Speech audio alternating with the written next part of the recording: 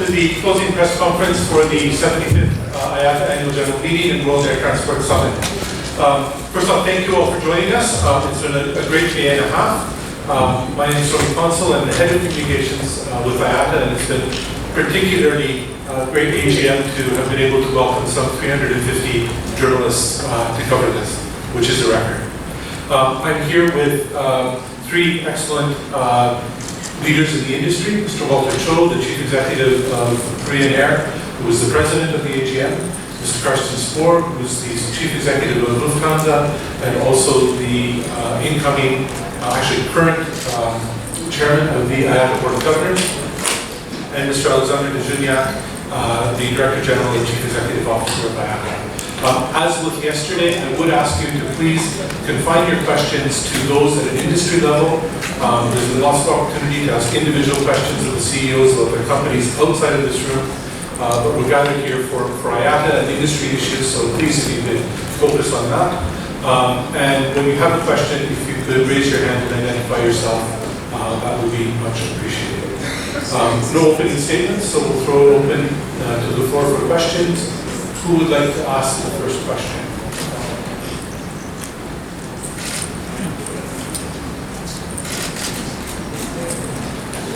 Yes. Tim Heaver from Reuters. Are you polluters? Are you polluters? Polluters.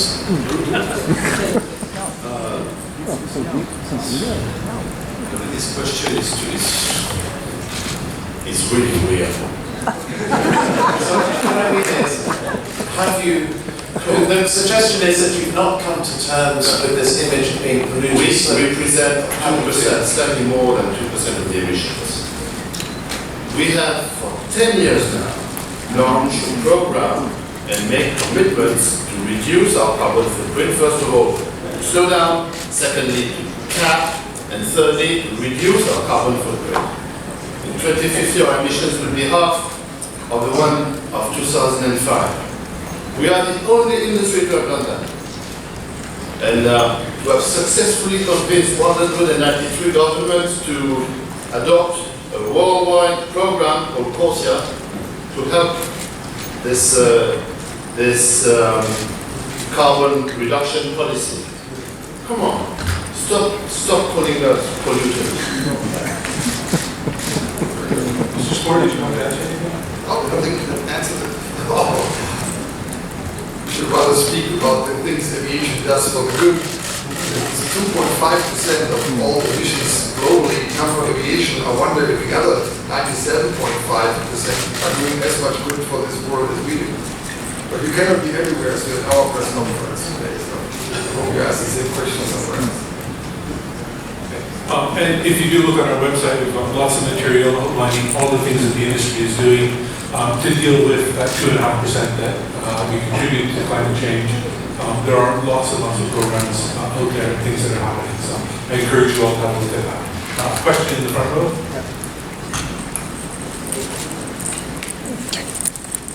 This is Andrea Schulz, Swiss Travel Germany. Mr. Juniac, what's IATA's clear message to politics all over the world? In terms of environment, aviation is doing the job. We also need the help of governments, especially when it comes to sustainable fuels. The sustainable fuels will contribute heavily to the reduction of our carbon footprint, but it has to be implemented properly.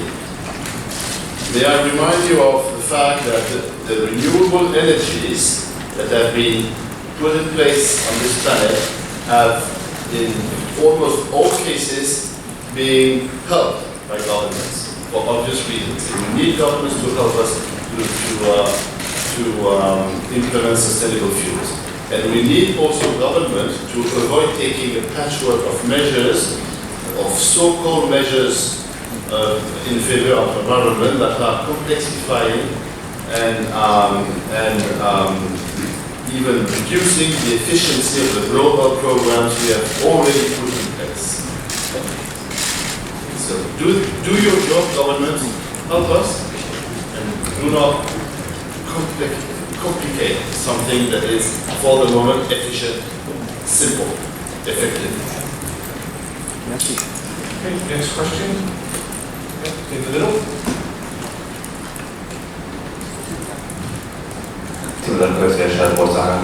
Mr. Juniac, the Eurocontrol chief asked the airlines for help for implementing the single European sky. Do you agree with that? Eurocontrol is facing a situation. We are facing a situation in Europe with almost 19 million minutes of delays last year, representing 36 years of delays. Additional carbon emission. So we are working with Eurocontrol to try to cope with that problem, but we need, because it's in many cases national competence of government to invest in new technologies, to invest in managing the resources, in optimizing the resources, simply in rostering better in order to mix. Take a question at the back. Hello, I've got an insight from the Australian. Mr. Spohr, yesterday when you were commenting about low-cost carriers, you said it's environmentally irresponsible because we shouldn't be taking advantage of the environment for that little money, which to me suggested that that's an admission that airlines are polluting, but you shouldn't be doing it if you're not charging people enough money. Are you able to expand on that a bit? Well, first of all, there is no doubt that 2.5% of global CO2 emissions are coming from aviation. We never denied that as an industry. But I think you have to balance that impact on the environment versus the, let's say, purpose the aviation industry does, versus the value it creates. And if something is worth less than 10 euros to fly hundreds of kilometers, more than actually taking a taxi to the airport, more than parking your car in the airport, I do believe that we are not balancing the price of what we are basically selling versus the value we are creating, versus the impact we have on the environment in the right manner. And most of all, I'm not talking about the economic issues. This is to be decided by the airlines. But the environmental impact this has for so little cost creates political debate, which then has a negative impact on the whole industry. And I think that's the spiral we need to get out.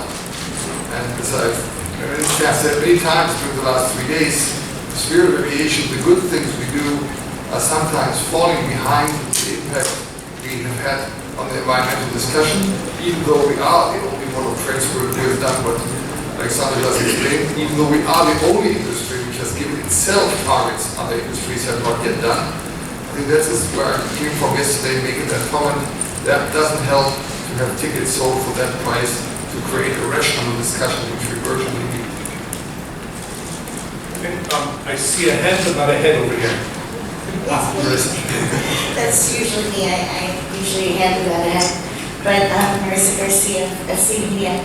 I actually have a follow-on question to that, and I have the question I was going to ask originally.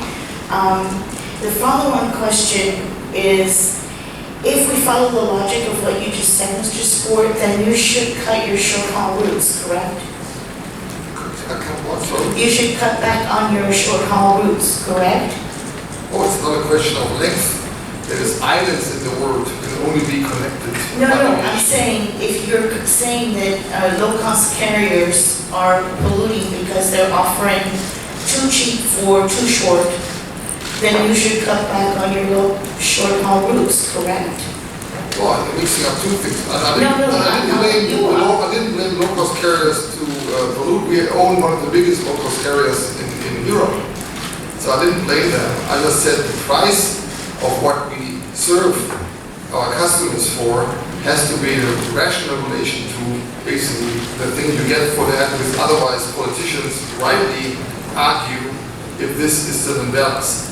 And there's nothing wrong with short routes. Hubs have to be fed, islands have to be connected, remote places in Australia have to be reached. So I think we need also short-haul air traffic for sure. Okay, I'm recommending to every messaging, but my main question had to do with the visa program update from the US. Yesterday, there was a presentation about simplifying visas and encouraging free form of movement. The US at the same time updated its visa scheme to require so much social media data from any potential visitors that it's the equivalent of asking people to share their family albums, their grandmother's book, recipe book, all of the telegrams they've ever gotten or received, every letter they ever wrote, everything that they ever shared with in confidence in the 1980s. If you had to turn that in, somebody would have been in an uproar. How is IATA dealing with that? Because with reciprocal visas, the thing could explode where you're literally having all five eyes looking at all of the same thing. Do you worry that this will discourage air travel and visitation around the world? Sure. Marissa, I guess perhaps we're, so perhaps we're at a disadvantage as we've not read the details of what you said was just announced.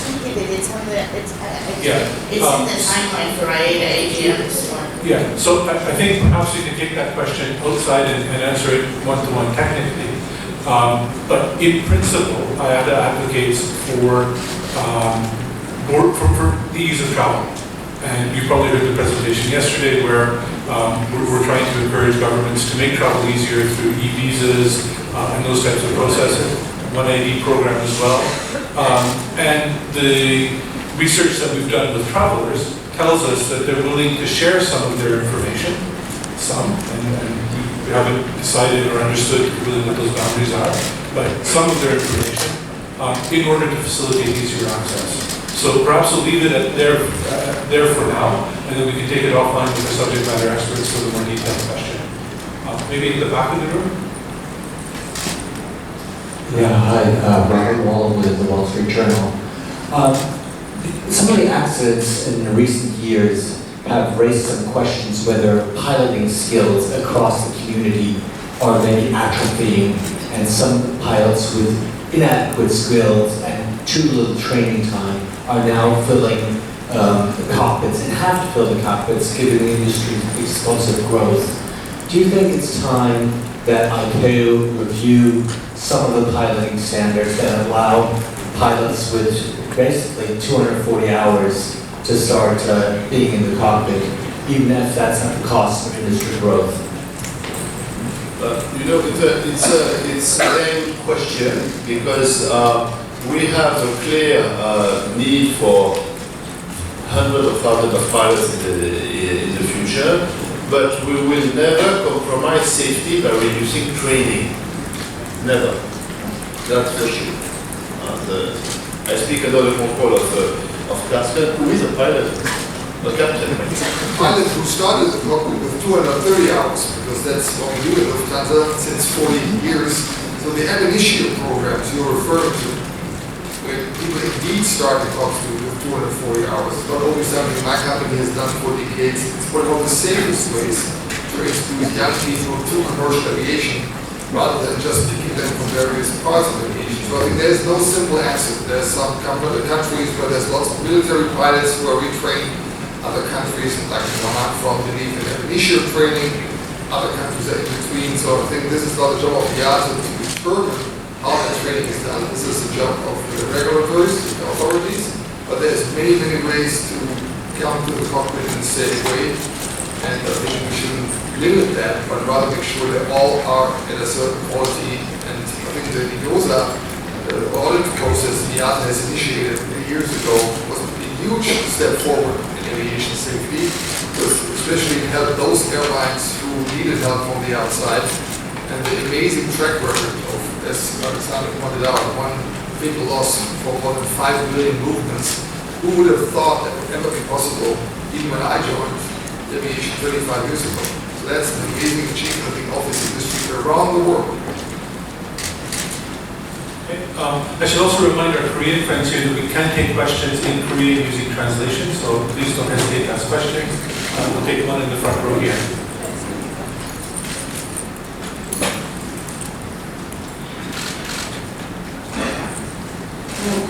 As the Director General said before, the weakening of global trade is likely to continue as the US-China trade war intensifies.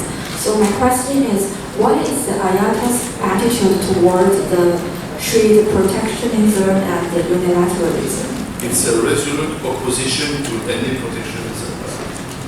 We are an industry relying on borders open to people and to trade. So any restriction to trade and to people is a bad news for our industry.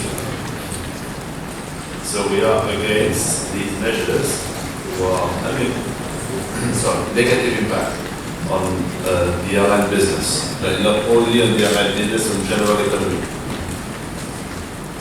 And you can clearly see that in our cargo figures recently. We're looking for some data in the front row here.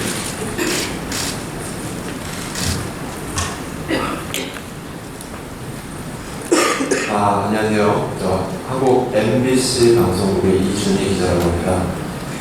이번 연차총회가 IATA 연차총회가 서울에서 처음 열린 걸로 알고 있는데 이번 연차총회 의장께서 답을 해주셔도 좋고 뭐 다른 분께서 답을 해주셔도 좋은데 이번 연차총회에서 각국 정부의 어떤 규제 완화를 얘기하는 것도 있었고 그리고 원 가이드 문제도 감명 깊게 들었는데 이번 서울 연차총회의 가장 큰 성과가 뭐라고 보시는지 답변 부탁드리겠습니다. Thank you. You mean in this general meeting or generally? Yeah, this one. Yeah, so I believe it's in, okay.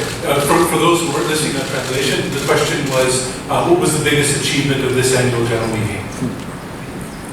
First of all, it is the fact that there is a strong support of the resolution we have put forward, particularly on environment, first of all.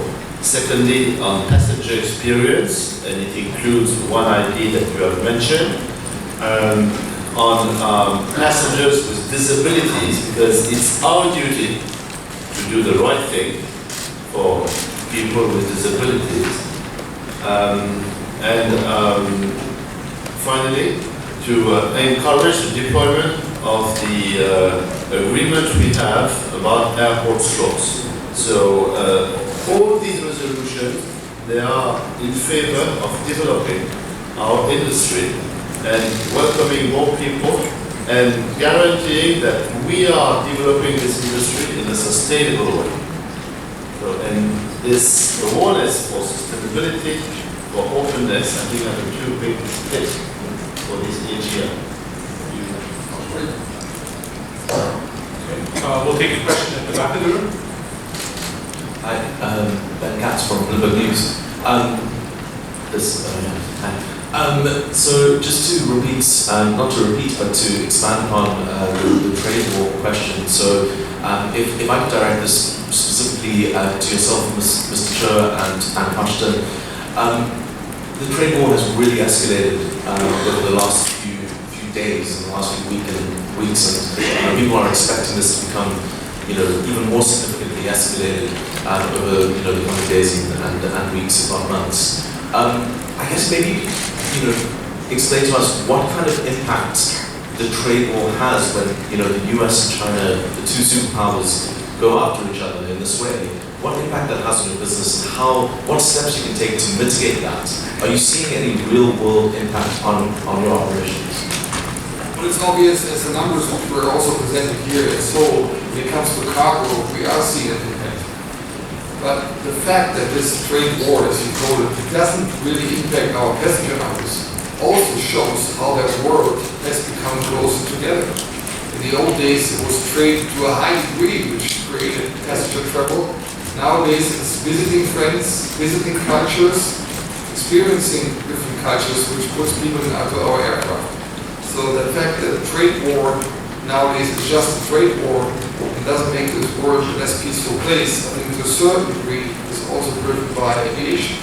And it's nice to see the statistics of 2019 that such an impact on global trade of goods does not impact to anywhere close to the degree the movement of people.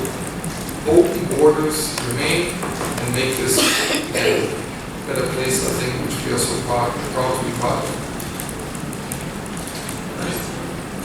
we'll take a question here in the front row. Thank you. I'm Sumi from Rwanda. I would like to ask Mr. Alexandre, what is IATA doing in intensifying or put effort in finding training partners in Africa, especially Central Africa or Sub-Saharan Africa? Because aviation in those parts of the continent is still lacks enough professionals to work in the industry. So this might be, it's a challenge that airports and airlines are meeting. Is IATA doing anything to intensifying training centers or training partners? We have a very strong training program called the International Airline Training Fund, which is directed to train not only airline people, but civil aviations, airports, ground handlers, so professionals working in aviation. This program is mainly focused on Africa, representing 74% of what we are doing. And due to this program, due also to the efforts of African professionals and African airlines, and also due to the effectiveness of other programs that we're implementing in Africa, I mean IOSA, you have noted that safety in sub-Saharan Africa has dramatically improved. It's one of the safest regions in the world. Thank you. Take a question. Hi, Seth from atn.aero over here behind the camera. Mr. Spohr, I'm curious if you could elaborate a bit more on the value of the industry vis-a-vis the environmental impact.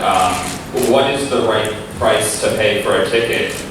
Right? I mean, if you're saying we're paying too little, do we have to double the price of all airfare for this to become a more rational environmental market? And if you do that, are we not taking away from the connectivity and value that the booming low-cost carrier industry has brought to connecting people and doing the freedom that IATA is all about? Well, first of all, that discussion is one the industry cannot have alone. It's a discussion we need to have together with politicians around the world. And the solution will be somewhere, the right solution in my mind, somewhere between the two extremes. On the one hand, surely we don't want this industry to become an industry only for the rich around the world. That's where it started from. And we are very proud that we were able to democratize aviation and flying across borders. The other extreme, as I said yesterday, said again today, I think selling a ticket for $5 does create a wrong discussion, which doesn't hurt this industry to develop itself further into what it's doing so well. So somewhere in between the solution has to be found. More detailed, in Europe, where I'm from, aviation is the only mode of transport that takes part in the emission trading scheme, ETS, which has the goal to find the right price for emission trading. Again, that price wasn't set by us. Corsair is the global approach to this. With some compromises, we had to make sure to include as many carriers as possible. But I think it's circling around that discussion to find the right price for emissions. And in the meantime, I'm quite happy that the European aviation industry is participating in the aviation trading scheme because it gives a rational base for the discussion you're rightly asking the question about. Thank you. Just to add to that, I think we should also just mention that sustainable aviation fuels and sort of technically reducing emissions is also the goal of the industry. Yeah, obviously that is a big part of what we do, but I understood the question was pointed more at the cost. Again, I wish everybody in the aviation value chain would do as much for reducing emissions as we airlines would do. Just investing in air traffic management around the world would do its job. We would save 5 to 10 emissions right away. Just imagine we wouldn't have queues at the airports anymore. Aircraft waiting for takeoff. So there's a lot that can be done, but I don't want to blame anybody. In the end, it's the industry and politicians who have to solve this together. We will all enjoy the benefits of aviation together as well. Dina? Hi, good afternoon. Dina Kalman from the national newspaper in Abu Dhabi. I'm sure the airlines have been speaking amongst themselves and also with Boeing over the last few days about the 737 MAX issue. I wonder now at the end of the meeting, what is your takeaway on that, given these talks and your stance now? Are you going away feeling more confident or optimistic, or do you still get the sense that there is more work to be done? If you can comment on the upcoming IATA meeting that you're hosting with regulators and the manufacturer, what the main points of your agenda will be, and when that meeting is set for. Thank you. The 2 points, as we said at the beginning of this event, when you or some of your colleagues raised the question, what we are asking regulators is collaboration, alignment, transparency. To be sure that the re-entry into service of this aircraft is happening in the best conditions, that we restore confidence in the aviation system, the global aviation system. And secondly, as I told you, we'll put together a meeting, a summit, for it in 5 to 7 weeks with the regulators, the operators, the aircraft manufacturers to assess the situation, to see what has to be done to ensure that the 3 elements that I've mentioned are fulfilled in the best manner.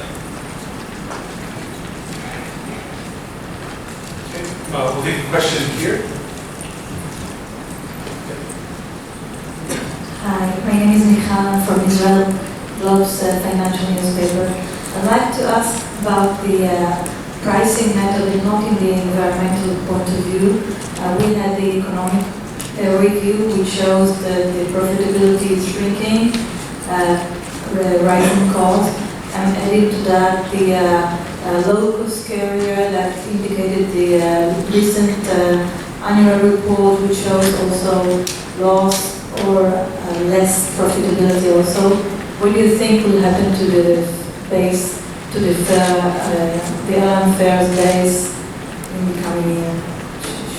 Should be rising? Should maybe stay the same average numbers? Prices are set by the relationship of supply and demand. So this can be very different around the world. Obviously in Europe we saw in the first quarter decrease of fares because overcapacity versus the demand.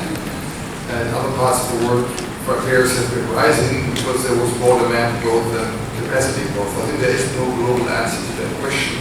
In the end, we need healthy relationships between demand and capacity to still allow affordable air travel around the world, at the same time allow the industry to at least earn its cost of capital, because that's in the end what running a business is all about.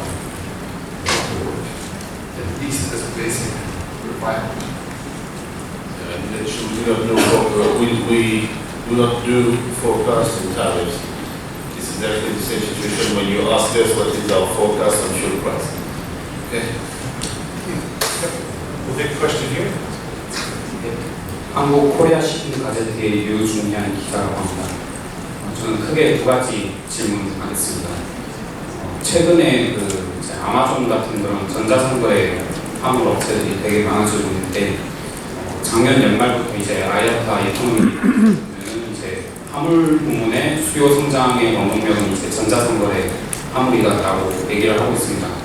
그런데 이제 최근에 페이토스, 이제 즈비 슈라이버 이런 사람들이 기고문을 쓴 걸 보면은 이제 아마존 같은 경우는 뭐 페이트 포워더도 이제 설립을 하고 또 이제 아틀라스 에어 같은 이제 화물 전용기 운영사를 지분을 이제 대거 확보하면서 이제 화물기 전용 리스까지 이제 확대를 하고 있는데 이게 과연 일반 그냥 항공 운송만 하는 그냥 일반 민간 항공사한테 얼마나 큰 도움이 될지, 그러니까 전자상거래 화물이 일반 항공사한테 얼마나 수익성 있는 화물로 될지 이거에 대해서 어떻게 생각하시는지 궁금하고, 두 번째 질문은 지금 세계적으로 볼 때 이제 주요 항공사들의 이제 대형 정보 화물기 인도가 아직까지 좀 남아 있다고 들었습니다. 그 점에서 근데 지금 이제 로드 팩터 같은 걸 보면은 아직까지 40%대밖에 안 되는 걸로 알고 있는데. 향후 교역 흐름 같은 걸 볼 때 이제 화물 부문에서 수익성을 얻으려면은 여객기의 그 벨리카고를 더 유치하는 게 좋을지 아니면 화물기를 좀 더 유치하는 게 좋을지 예를 들어서 여기 루프탄자 계시지만은 루프탄자 타고는 2분기랑 3분기 때 이제 서비스를 이제 축소하는 걸로 알고 있습니다. 그 점에서 이제 화물 부문에서 수익성을 올리기 위해서 이제 기간을 어떻게 재조정하는 게 좋을지 그런 좀 여쭤보겠습니다.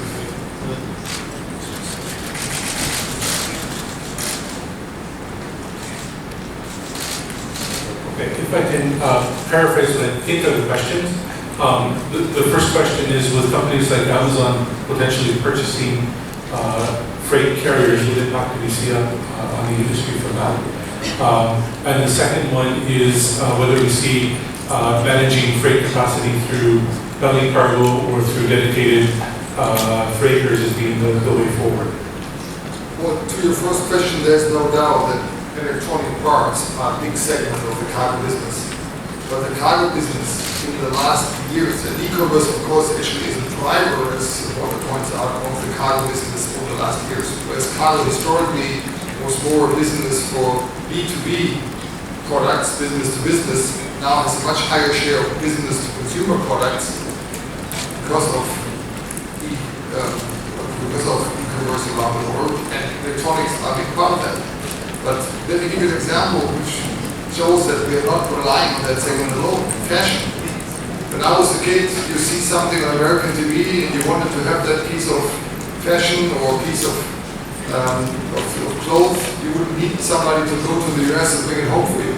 Now when my kids see something on YouTube, they want to be able to go to the stores in Munich the next day and buy it. If I allow it, which I don't usually do with my wife. But that's why fashion goods are driving our cargo industry to an unknown degree over the last years, because also the world has become a smaller place when it comes to shopping. I was told Korea is not less attractive to them than my home country, Germany. So that shows that cargo is really going wider in what fills our cargo airplanes. And again, consumer goods have significantly increased the percentage for this, which is also the reason why cargo is not as affected by the trade conflicts we have seen in the last weeks as it would have been 10 or 20 years ago. Now, when it comes to the right balance between cargo and passengers, my friend Walter, one of my biggest competitors when it comes to cargo, so they, and hopefully in all honesty my company as well, have over the years learned to adapt cargo capacity faster than you adapt passenger capacity, because this is a more volatile business. So there is no answer to what's the perfect capacity now. It might be different in December, it might be different only 6 months from now. So the art of running cargo profitably is to be able to adapt your capacities to the demand faster than you need to do this in the passenger business. And unfortunately, he's good at it. I'm afraid we're quite pressed for time, so that was the last question. So thank you all very much. For those that are staying for the Korean Air media briefing, it'll begin in 10 minutes. So if I can ask you to just remain in this room, that briefing will start here in about 10 minutes time. Thank you.